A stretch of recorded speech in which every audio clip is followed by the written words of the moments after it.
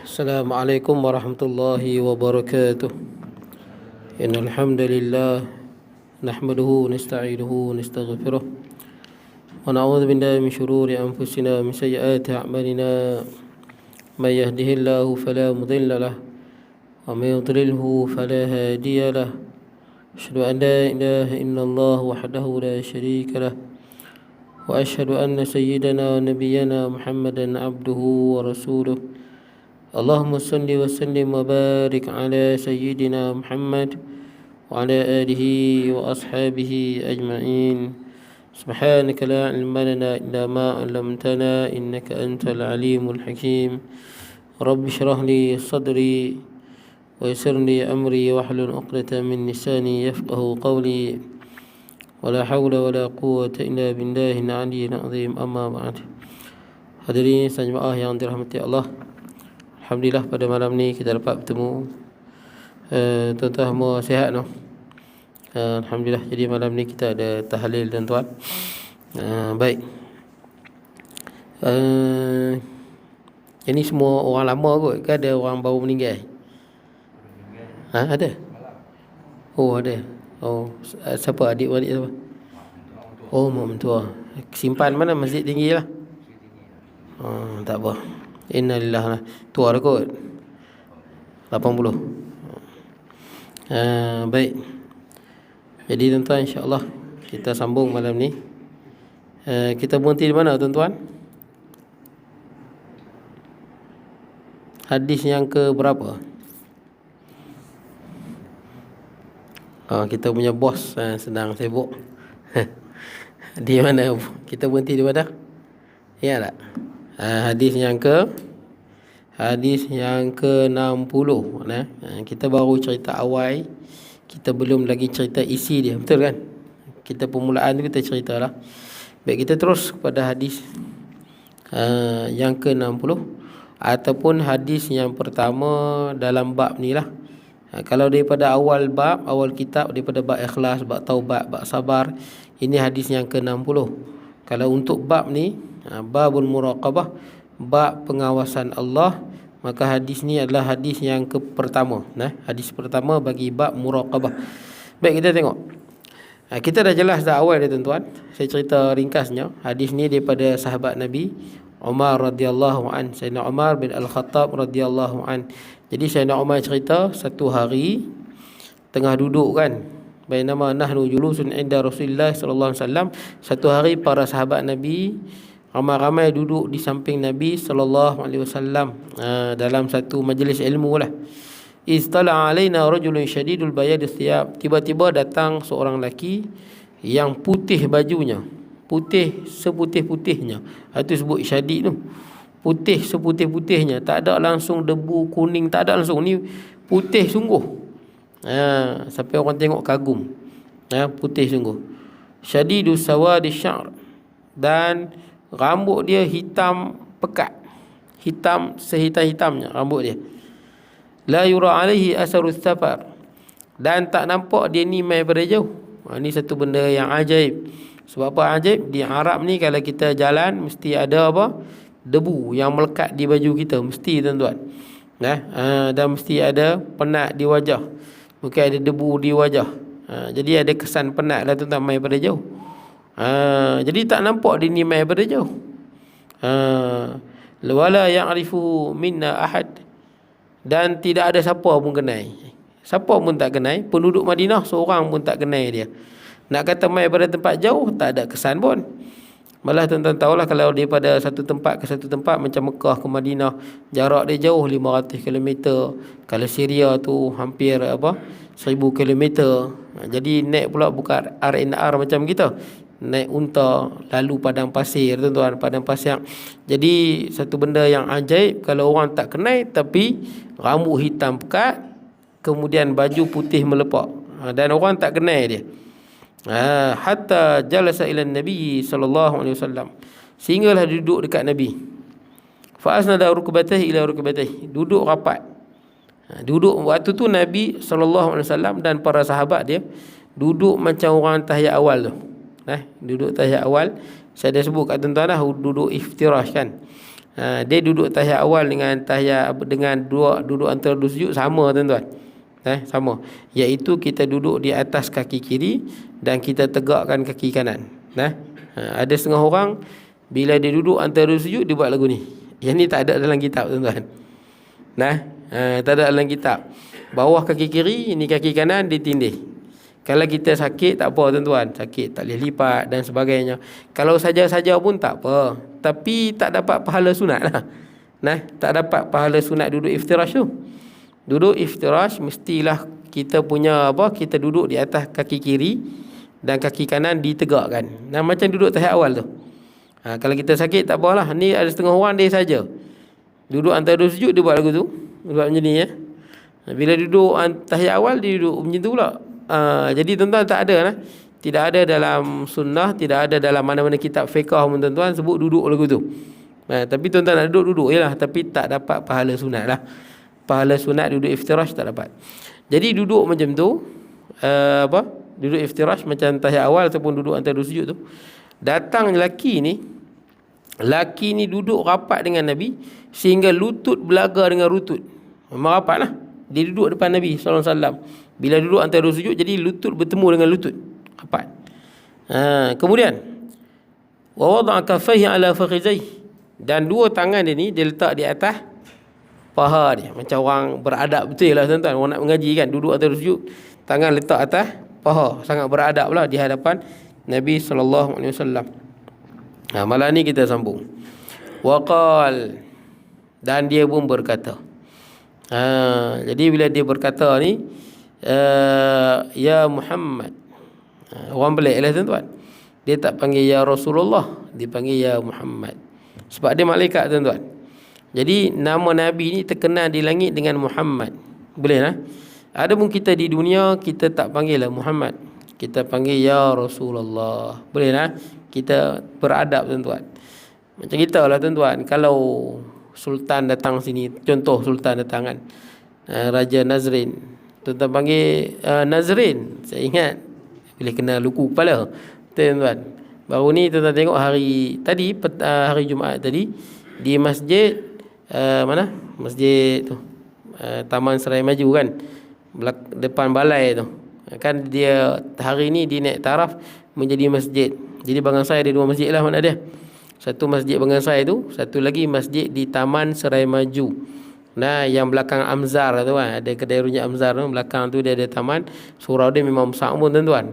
Taklah besar sangat tapi agak luas lah.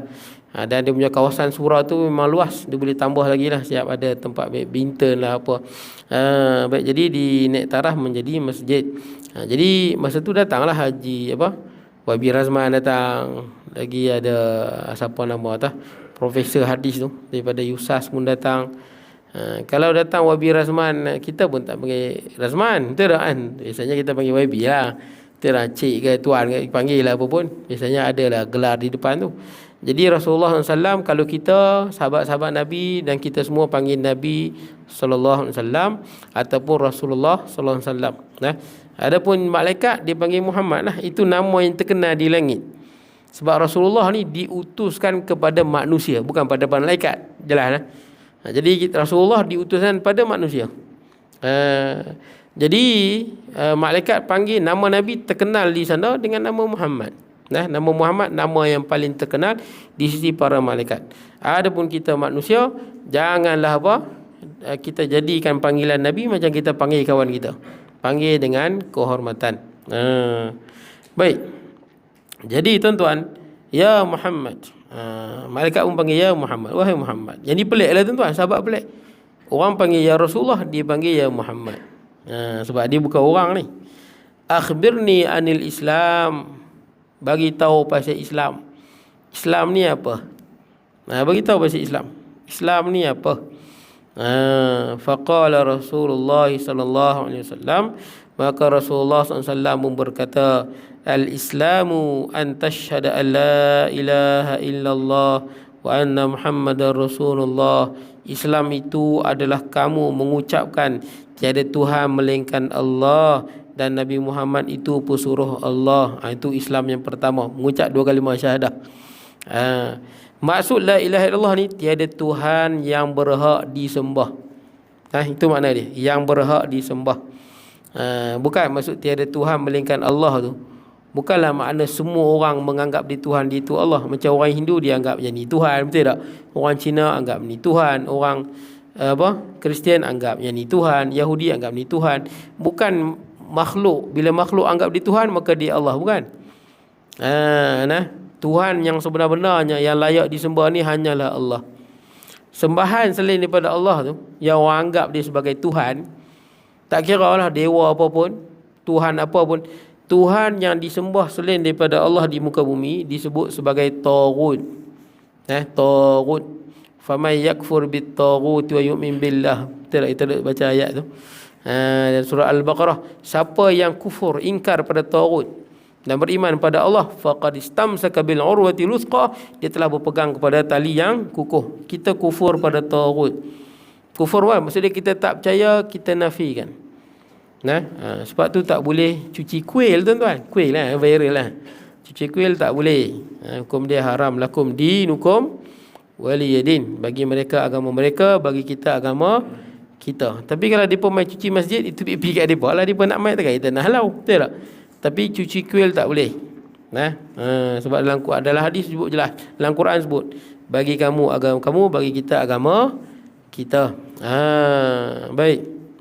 Sebab tu zaman Nabi, ayat ni turun pun tuan-tuan, sebab pada zaman Nabi SAW kan ada orang kafir cadangan pada Nabi kan. Setahun ni kami sembah Allah. Tahun ni kami sembah Allah. Tahun depan yakni Nabi Muhammad dengan para sahabat kena sembah Tuhan orang Quraisy pula. Maksud dia adil lah. Setahun sembah Allah, setahun lagi sembah Uzza, Lata. Adil lah, supaya tak mau bergaduh. Itu cadangan daripada kafir Quraisy. Macam kita lah, bila Hindu main cuci masjid, kita pun pergi nak pergi cuci juga, tuan-tuan. Kononnya toleransi lah kononnya. Tuan-tuan, bila orang kafir cadangkan macam tu, nampak sudut pertama tu bagus ya, sebab setahun dia pun nak sembah Allah. Tapi ada syarat. Kena sembah Tuhan kami lagi setahun akan datang. Lepas tu kita sembah Allah pula ramai-ramai. Lagi setahun akan datang sembah pula Lata, Uzza dan Hubal dan sebagainya. Turun ayat tadi. Qul ya ayyuhal kafirun, wahai orang kafir, la a'budu ma ta'budun, kami tak sembah Tuhan hamba. Wala antum a'biduna ma a'bud, hampa pun tak sembah Tuhan kami. Nampak tak? Jadi tuan-tuan, tang sini kita tak boleh terlibat dalam apa-apa aktiviti keagamaan agama lain. Hatta cuci kuil pun tak boleh, tuan-tuan. Sebab itu tempat orang melakukan syirik dalam sudut agama kita, benda tu salah. Betul tak? Tak boleh. Cuma kita menghormatilah pendirian dia, betul tak? Kita tak hina lah Tuhan dia dan sebagainya. Tapi kerja laku tu tak boleh, hukum dia haram. Kesian Ustaz Azhar Idrus, dia kata boleh, orang hentam dia ramai-ramai, tuan-tuan. Tapi Alhamdulillah dah ramai ustaz bersuara, memang tak boleh. Cuci kuil tak boleh. Baik. Jadi tuan-tuan, yang pertama kita mengucap tiada Tuhan melainkan Allah. Makna dia apa? Tiada Tuhan yang berhak disembah. Itu makna dia. Nak sembah ni, nak berdoa, minta tolong hanya pada Allah. Itu makna dia. Dia supaya menafikan apa? Sebab kafir Quraisy ni, kalau tuan-tuan baca sirah, tak kira lah kitab sirah apa pun, Tabaqat Ibn Sa'ad ke, Bidayah wa Nihayah ke, Tarikh Al-Umam wal Muluk ke, mana-mana kitab tuan-tuan baca bab sirah ni, orang Quraisy ni, Abu Jahal ke, Abu Lahab ke, Utbah, Syaibah ke, bila dia bercakap dengan Nabi, dia pun bersumpah dengan nama Allah. Perasan tak? Cuba baca dalam kitab. Wallahi, wallahi, demi Allah, demi Allah. Sebab dia pun percaya Tuhan sekalian alam ni memang Allah. Dia pun percaya benda tu. Kepercayaan itu ada pada Arab jahiliyah. Sampai ke dalam Quran sebut, wala in sa'altahum man khalaqas samawati wal ard la yaqulanna Allah. Kalau tanya pada kafir Quraisy tu, siapa yang menjadikan langit dan bumi, dia kata siapa? Allah. Pasal apa? Memanglah tuan-tuan, tak ada orang dalam dunia ni tuan-tuan, dia buat berhala, dia kata berhala yang cipta langit bumi. Tak ada. Orang gila pun tak sebut lagu tu, tuan-tuan. Betul tak? Orang tak sebut lagu tu. Kita pun tahu kita yang buat berhala tu. Kita yang buat batu tu. Takkan batu tu buat langit bumi, buat kita pula. Tak ada orang anggap lagu tu. Tapi kenapa mereka sesat? Sebab mereka anggap patung ni ada power. Inilah menjadi perantara antara kami dengan Allah. Nampak tak? Walaupun Allah tu berkuasa, tapi yang ni berkongsi ketuhanan tu kepanggil syirik tu. Syirik ini kita menduakan Allah. Percaya pada Allah, dalam masa yang sama percaya kepada benda lain yang ada power macam Allah. Itu panggil syirik, tuan-tuan. Sebesar-besar dosa adalah syirik. Sebab tu tuan-tuan, ingat, yang berhak disembah hanya Allah. Kafir Quraisy, dia pun percaya Allah, tapi dia pun bukan sembah Allah, sembah berhala.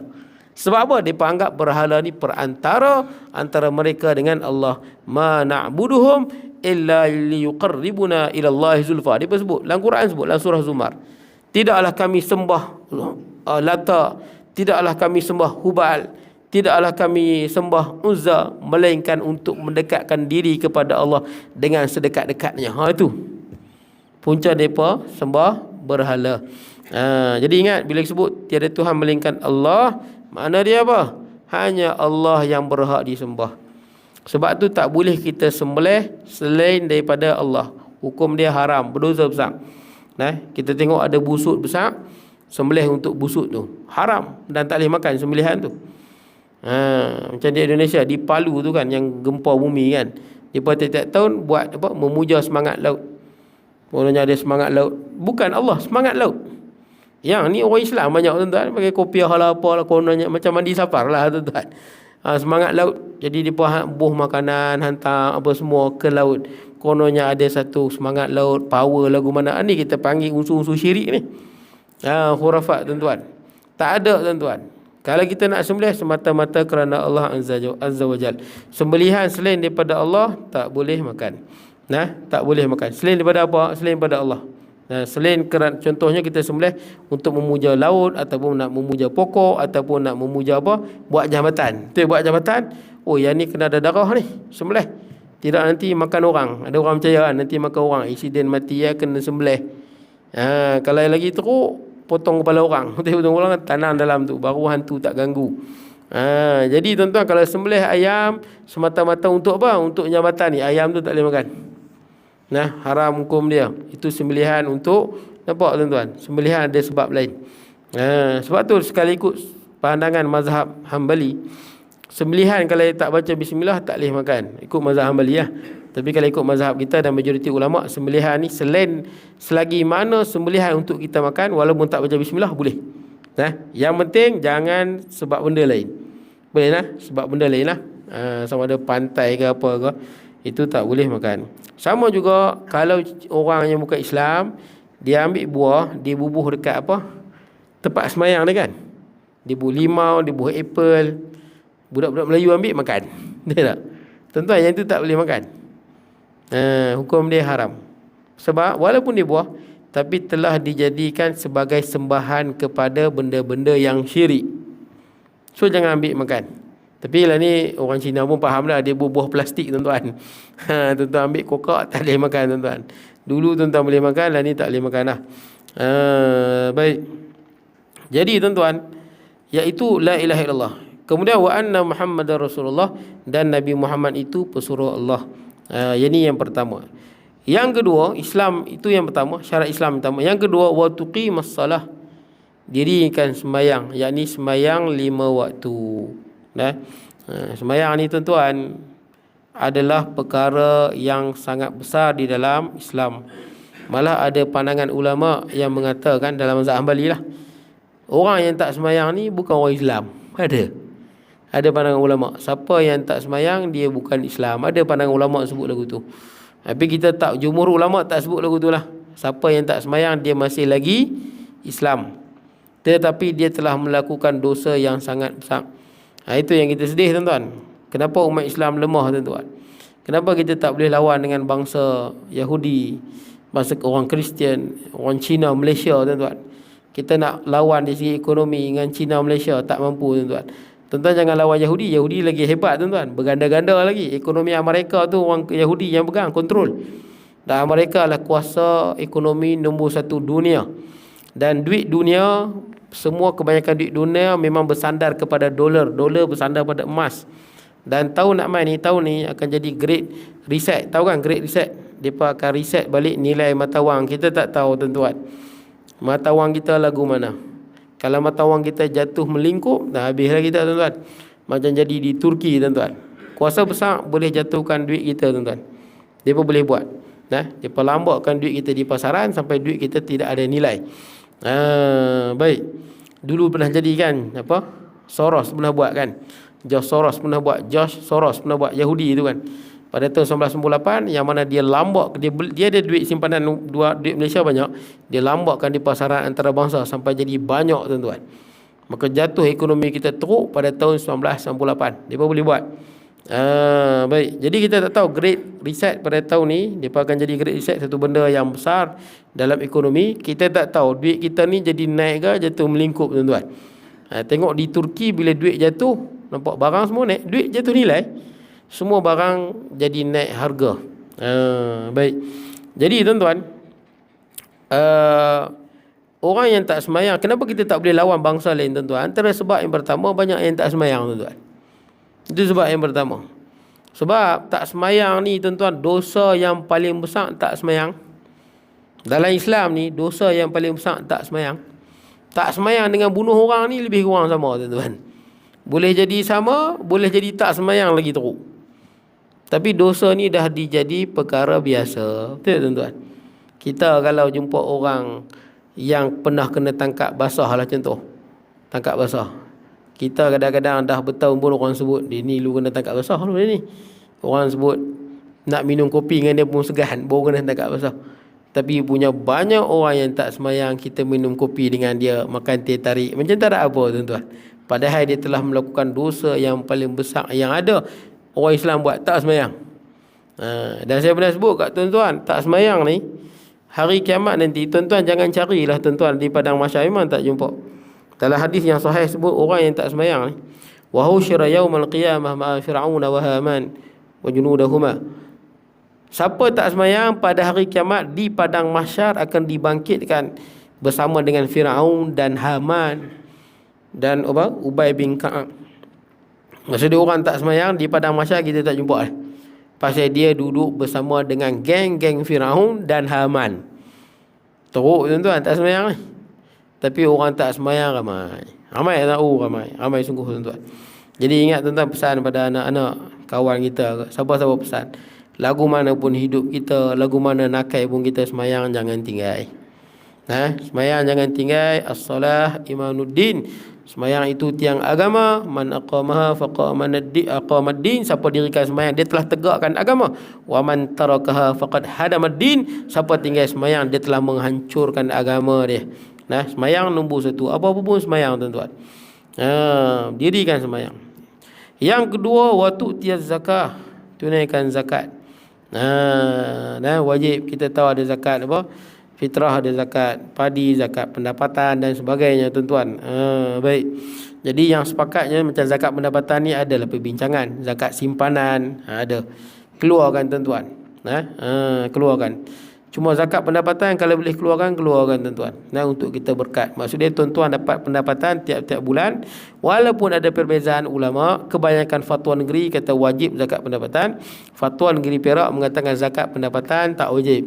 Tapi pejabat mufti sangat-sangat menyuruh kita mengeluarkan zakat pendapatan. Pejabat mufti. Sebab tu bila tuan-tuan baca khutbah, perasan tak dalam khutbah kedua tu disebut, ya Allah berkatilah kepada hamba-hambamu yang menunaikan kewajipan zakat. Perasan tak? Sebab khutbah yang buat adalah pejabat mufti. Mufti yang buat. Memang Datuk Harun Sani rahimahullah, dia memang antara orang yang berpandangan zakat pendapatan wajib. Tapi nak ubah fatwa negeri ni susah. Tak? Sebab dah jadi fatwa, telah digazetkan, susah. Jadi tuan-tuan macam mana nak buat? Tuan-tuan kalau dapat gaji banyak lagu mana pun, keluarkanlah banyak mana yang mampu. Boleh keluar banyak mana yang mampu. Mudah-mudahan gaji kita tu ada berkat. Bukan banyak pun tuan-tuan. Kalau gaji tuan-tuan 1,000, banyak mana zakat dia? Apa? RM25. Tu pun belum tentu kena sebab dia ada kiraan dia. Maksud dia tuan-tuan punya gaji ni, kalau dalam tahunan ni campur-campur cukup tak dengan nisab dia. Kalau tuan-tuan cukup-cukup makan, tak kena zakat. Macam orang hidup dengan meniaga tuan-tuan. Niaga tu cukup-cukup, jual burger ke apa, buka kedai cukup-cukup untuk belanja dengan keluarga dia, memang tak kena zakat tuan-tuan. Tak kena. Ni cerita orang kalau dia punya gaji tu ada lebih. Ada lebih, Dan cukup nisab dia. Nisab ni apa? Kira tahunan lah.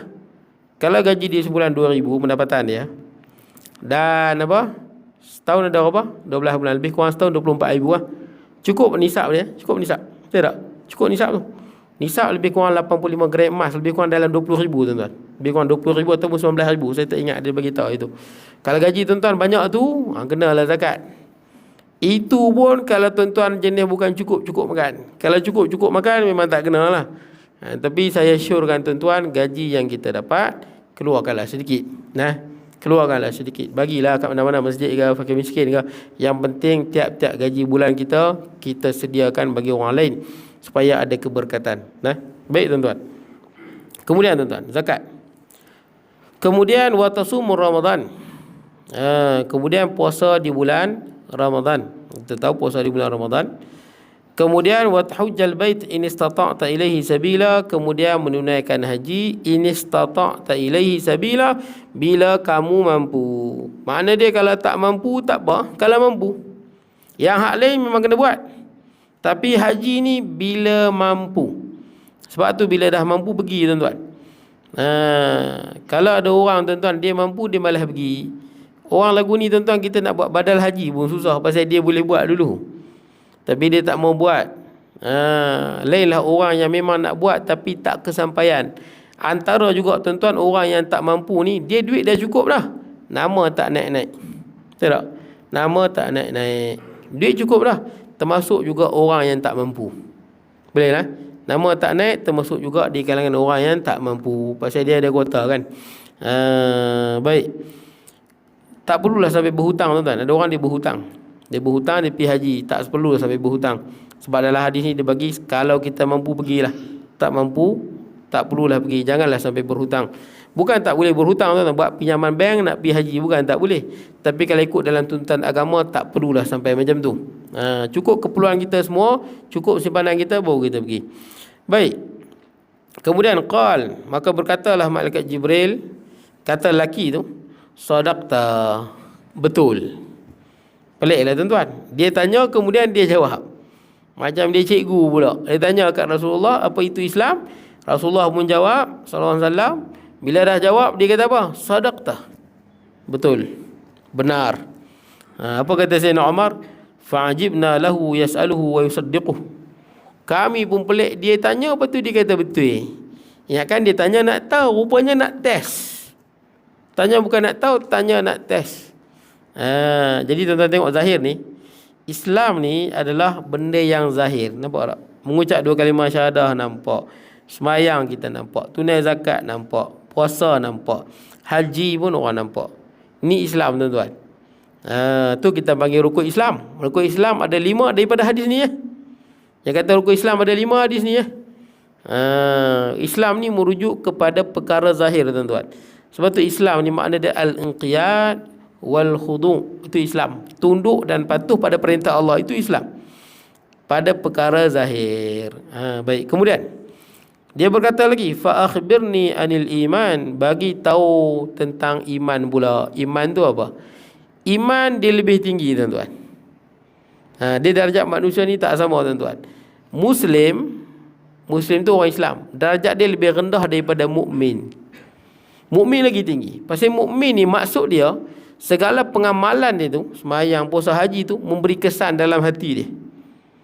Memberi kesan pada hati dia. Sebab tu mukmin merujuk dalam hati. Mukmin yang sejati ni merujuk dalam hati dia. Macam mana kita nak sebut tuan-tuan? Iman ni dia tak sama kan. Kita pernah sebut iman dia ada apa? Dia ada yakin, dia ada ainul yaqin, dia ada haqqul yaqin. Macam kita lah. Kita tahu dalam apa? Sungai Gedung ada buaya, kita tahu. Betul tak? Ada buaya kan? Ada buaya. Kita yakin sungguh. Tapi tuan-tuan punya yakin ni, satu hari tuan-tuan tengah mancing, timbul tepi tuan-tuan besar peti contohnya. Tepi tuan-tuan dia timbul. Tuan-tuan punya percaya tu dia lagi lebih. Betul tak kan? Tengok timbul, tengok tuan-tuan kan ada buaya macam tu. Saya tanya orang pergi apa, tempat-tempat tertentu, kalau orang biasa pergi, sekali pergi dia timbul. Lepas tu dia tak timbul ya. Tapi kalau orang lain mai, dia tahu, dia bau ke apa tak tahu. Dia timbul kalau orang lain mai mesti dia timbul, dia tengok dia menjelam balik. Baik, jadi tuan-tuan, buaya ni kalau timbul di tepi kita tuan-tuan, kita punya percaya tu lebih. Betul tak tuan-tuan? Percaya tu lebih. Tapi kalau kita tengah mancing tuan-tuan, dia main gigit tangan kita, itu lagi tinggi. Dia jadi haqqul yaqin terus. Trauma tuan-tuan jadinya. Itu nama beza yakin tuan-tuan. Jadi iman ni tuan-tuan, dia lebih tinggi daripada Islam. Islam ni zahir tuan-tuan. Belum lagi menyerap di dalam hati kita, perasaan kita tu tuan-tuan, dengan apa? Benda yang kita amalkan. Jadi iman dia lebih tinggi, mukmin lebih tinggi. Sehingga kan saya sebut kat tuan-tuan, dalam ayat Al-Quran Allah Ta'ala sebut, innamal mu'minuna alladhina idza zukirallahu wajilat qulubuhum. Hanya sahaja orang yang betul-betul beriman ni, bila sebut nama Allah, bergetar hati dia. Sebut Allah, bergetar hati dia. Wa idza tuliyat alaihim ayatuhu zadatuhum imana. Bila dengar orang baca Quran, bertambah iman dia. Wa ala rabbihim yatawakkalun. Dalam hidup dia sentiasa bertawakal pada Allah. Jadi orang beriman ni tuan-tuan, sebut Allah, bergetar hati dia. Tuan-tuan boleh cek diri kita tuan-tuan. Bila sebut Allah, bergetar tak hati kita? Kalau belum bergetar tuan-tuan, kita belum mencapai keimanan yang sempurna. Bukan tak beriman, belum lagi capai keimanan yang tertinggi tuan-tuan. Sebab tu dia guna innama adatu hasrin. Sesanya-sanya orang yang sebenar-benar beriman ni, yang paling tinggi iman ni, bila sebut Allah, bergetar hati dia. Macam kita tuan-tuan masuk hutan dengan anak kita berburu. Masuk dalam hutan tengah berburu, anak kita tanya, ayah, dalam hutan ni ada rimau tak? Oh, kita dengar tu, jangan cakap, dia mai lagi. Kita takut bila sebut nama dia. Takut dia mai. Itu viral kan. Ada hantu ketuk pintu, betul tak kan? Dia mai pada Kerian, dia pergi ke Sabak Bernam, dia pergi ke Pahang, merata tuan-tuan, dia pergi banyak. Dahsyatlah hantu ketuk pintu ni. Saya tengok satu video tu, ada satu hamba Allah ni berani betul dia. Dia rakam masa kena ketuk tu. Dia bukan kena ketuk pintu, ketuk bilik tuan-tuan. Ada orang kena bilik tuan-tuan, dia tak ketuk pintu luar, dia ketuk bilik tuan-tuan, dalam rumah. Saya tengok orang tu beranilah, dia rakam. Memang dia ketuk kuat tuan-tuan. Macam nak tercabut pintu tu. Berani dia rakam. Dia rakam, dia buka. Laju-laju dia buka. Bunyi tu hilang, naik atas siling pula, atas siling. Dia ketuk siling macam nak runtuh. Lepas tu dia dah rakam kat siling, dia ketuk tingkap pula. Punya kuat dia ketuk. Macam nak cabut tu. Tapi hamba Allah ni beranilah tuan-tuan, beranilah. Kalau kena ketuk tuan-tuan, tak tahu lagu mana. Tapi ubat dia satu ya, jangan takut ya, itu ya tuan-tuan. Hantu ni hebat lagu mana pun, tuan-tuan jangan takut, selesai masalah. Itu je. Jangan takut, tuan-tuan takut cerita dia jadi panjang. Hebat lagu mana pun, tuan-tuan main masjid waktu malam-malam pocong lintas. Tuan-tuan tak payah takut, buat tak tahu sudah. Betul tak kan? Kalau dia tak mau lari duduk depan tuan-tuan, tuan-tuan kata bismillah, Allahu Akbar. Memang terpaku situ tuan-tuan. Tak percaya, try tuan-tuan. Saya tak pernah try lagi, tuan-tuan try dulu tuan. Sebab tak pernah jumpa. Okay. Tuan-tuan jumpa, tuan-tuan sebut menyentuh bismillah Allahu Akbar. Bismillah Allahu Akbar. Kalau dia main tercengang, insya-Allah dia tak boleh buat apa tuan-tuan. Ataupun aku laknat hang dengan laknat Allah. Baik tuan-tuan, kita tengok iman yang sebenar ni. Ada setengah orang sama juga tuan-tuan. Bila kes ketuk pintu tu kuat, isteri dia tanya waktu malam, bang, macam mana kes yang ketuk pintu tu? Jangan tanya, dia ketuk nanti. Dia takut hantu tu ketuk. Siang tak apa, malam jangan tanya. Belum capai keimanan yang tinggi ya. Quran kata wallahu ahaqqu an takhshah. Allah lah yang patut kamu takut. Quran sebut Allah, bergetar hati. Yang lain tak takut, sebutlah apa pun. Baik, hormat lain, takut lain tuan-tuan. Baik, kemudian tuan-tuan, dia tanya, bagi tahu apa itu iman. Qal, maka berkata Nabi sallallahu alaihi wasallam, antu'mina billah, pertama beriman pada Allah. Iman ni yakin sungguhlah, percaya 100%. Cuma kesan percaya itu lebih ataupun tak. Lagi lebih lagi tinggi, lagi lebih lagi tinggi. Macam saya sebut kat tuan-tuan macam tadi, buaya. Ataupun tuan-tuan masuk hutan, tuan-tuan tahu dalam hutan ni ada rimau. Tapi tuan-tuan masuk tak ada rasa apa. Melainkan tiba-tiba tuan-tuan tengok nampak tapak kaki dia. Nampak pula air kencing dia. Kita punya takut tu lain. Biasanya meremang lah tuan-tuan. Kalau duduk seorang-seorang, tiba tengok tapak rimau, air kencing dia pula, ataupun tengah duduk dengar suara rimau. Rimau ni suara dia boleh dengar sampai 1 kilo kot. Jauh kalau dia dia mengaum tu memang boleh dengar jauh. Kalau rimau yang bapak rimau lah garang ni, kalau dia mengaum dia boleh dengar sampai 1 kilometer ke 2 kilometer jauh lah. Kalau dalam hutan yang senyap, tuan-tuan boleh dengar. Duduk seorang-seorang, yakin dah ada rimau ni, dengar suara dia. Kita punya kecut tu lah, takut tu jadi lain, tuan-tuan. Ada setengah orang dia dengar bunyi rimau, dia jadi terpaku, takut sangat. Takut dengar suara rimau tu. Baik, dia rimau dia lain, singa lain, tuan-tuan, kalau dia mengaum. Rimau ni bau dia lain sikit bunyi dia. Jadi tuan-tuan, dia akan jadi lebih takut lagi, betul tak? Lagi tinggi lagi. Kalau rimau tu mai depan tuan-tuan, lagi dahsyat lah. Baik, jadi tuan-tuan percaya pada Allah ni, semua percaya pada Allah. Semua percaya pada Allah. Tapi gambaran, kesan kepercayaan itu dalam hati berbeza. Berbeza. Kalau orang yakin sungguh dalam hidup kita ni adanya Tuhan, berkuasa atas segala tiap-tiap suatu dan mengetahui segala sesuatu, segala yang berlaku dengan izinnya, dialah yang mengawal langit dan bumi. Yakin sungguh, tuan-tuan. Kalau yakin sungguh, lain, tuan-tuan. Baik, semata-mata kita sebut wa malaikatihi, dan percaya pada malaikatnya.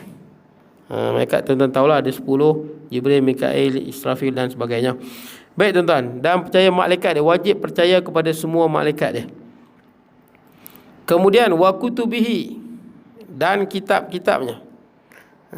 Malaikat tadi, tuan-tuan, makhluk yang paling ramai malaikat. Yang kita kata wajib diketahui ni 10 lah, tuan-tuan. Jibril, Mikail, Israfil, Israel, Munkar, Nakir, Raqib, Atid, Malik, Ridwan. 10, tuan-tuan. Tapi malaikat ni bukan 10 tu je, ramai lagi. Malaikat kalau di langit tu penuh langit. Antara malaikat yang paling besar Israfil. Antara malaikat paling besar juga malaikat Hamalatul Arsh, yang menanggung arash. Sangat besar. Antara telinga dia dengan bahu dia ni pun berapa ratus tahun perjalanan. Besar sangat, yang tanggung arash. Baik, itu malaikat, tuan-tuan. Dan malaikat sangat ramai. Baik, kalau nak bagi perbandingan, tuan-tuan, malaikat ni satu manusia 9 jin. Satu manusia, jin 9 kali ganda, tuan-tuan. Malaikat 10 kali ganda daripada jin. Ini secara kasar. Kalau dalam 100% lah, tuan-tuan, jin dan jin, malaikat dan manusia. Manusia 1%, jin 9%, dan malaikat ada 90% daripada jin. 90% malaikat. Ramai, tuan-tuan. Kalau secara kasarnya, manusia ada 7.2 bilion atas dunia ni. Jin kita kata lebih kurang dalam 60 bilion lebih.